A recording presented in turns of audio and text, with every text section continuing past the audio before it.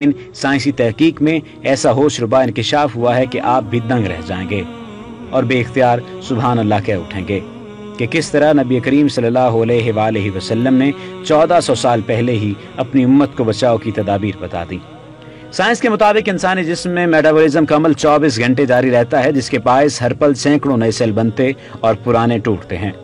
हैरान कुन बात यह है कि सोने के दौरान जिस्म में टूटने वाले सेल बिस्तर ही पर गिर जाते हैं, जो इंतहाई छोटे होने के सबब नजर नहीं आते।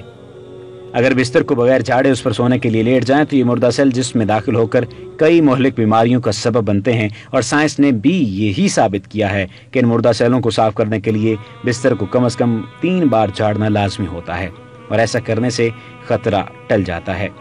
नबी करीम सल्लल्लाहु अलैहि वसल्लम ने सोते हुए दाएं करवट पर लेटने का हुक्म भी दिया है और इस ज़िम्मन में साइंस का कहना है